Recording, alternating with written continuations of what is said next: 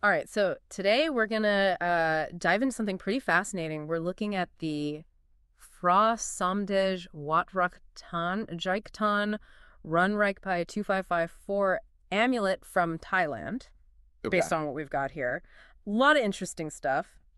What makes this thing so special? Why is it such a big deal? Yeah, these Phra Somdej amulets are they're huge in Thailand. Mm. Really powerful symbols of faith, you Mm. know, protection, blessings. People believe in that stuff. Yeah, and you see them a lot around temples, right? Oh, absolutely. Yeah. Like people donate to the temples and they often get these amulets in return. Sometimes they're even like built right into the structure of the temple, like Yeah. they're that important. And then there's this whole thing, this king of amulets thing, right? Yeah. The Phra Somdej connected to Somdet Phra Phutthachan, to Phrommarangsi of Wat Rakang Kositaram. It's a mouthful, but It is. he's a pretty legendary figure. So what's the deal with this specific amulet?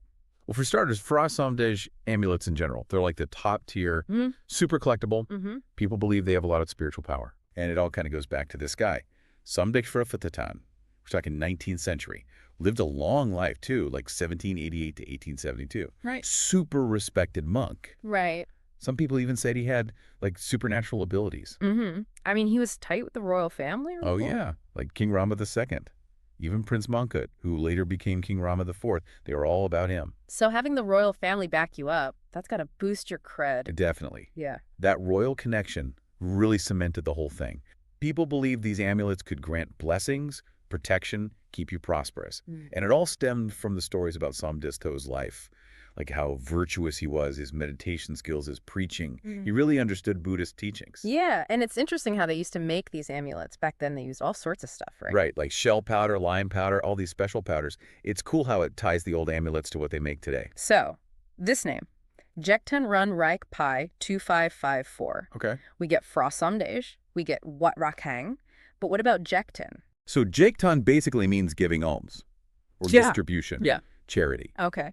So it's kind of hinting that this particular amulet, it was created with a charitable purpose. Yeah. Maybe to help the temple or for a specific project. Right. Makes sense. Giving is like a core Buddhist thing. Exactly. And run rope. That means first batch, first edition. So this design we're talking about, it first came out in the year 2554. Buddhist calendar, of course. That's 2011 for us. 2011. Okay. Makes sense why collectors are so into it then. A first edition. Yeah. That ups the value for sure. Can we talk a bit about Wat Rakang Kositaram, the temple itself? What's the significance there? No, it's a big deal. It was originally called Mat Bangwa Yai, Uh-huh. but they renamed it after they found this, like this super melodious bell there. Mm-hmm. But the real reason it's important is because this is where Somdet Phra Phutthachan served as the abbot, 1852 to 1872, Mm-hmm. considered like a golden age for the temple. That's when his amulets really became a thing. Mm-hmm. So Wat Rakang is like the heart and soul of this whole Phra Somdej tradition. Yeah.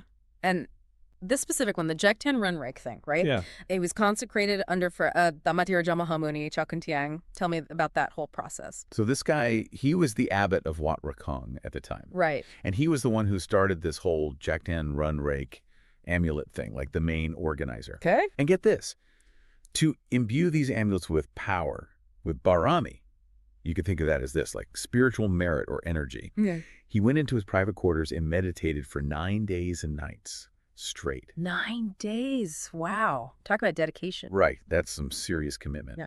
And the consecration ceremony itself, the Phithisek, Yeah. was a big deal. They held it right in the sanctuary at Wat Rakang, where they have the image of Somdet To. Mm-hmm. It was all very intentional, calling on his spiritual presence. And they even brought in images of other revered monks, like Somdet Phra Phutthachan and Somdet Phra Phutthachan, to really tap into that lineage of spiritual power. So it wasn't just Chao Kun Tiang then. It sounds like a whole bunch of other monks were involved too, from Wat Rakang. Oh, yeah, definitely. Like a whole group of respected monks. Phra Sirathama Fifit, Phra Thamathata, then Chao Kun Phrommarangsi, Phra Palit Chirawat. They all joined in. Okay. The idea was that their prayers and blessings, all together, they can channel that super powerful Phutthachan from Somdet To right into those amulets. I see. Now what about the materials? Phra Fung Somdet To. That suggests it's made from powder, right? You got it. It means it's a powder-based amulet, Yeah. just like the classic highly valued Wat Rakang Phra Somdej amulets. And they use this Fengwan Sango. It's like old sacred powder, Yeah. passed down from even older amulets, believed to hold on to the power. Wow. So they're using powder from previous amulets in these ones. That's pretty cool. And what about those 5 sacred powders? What makes those so special? So each of those powders, they're believed to bring something different to the table. Like, they're not just random powders.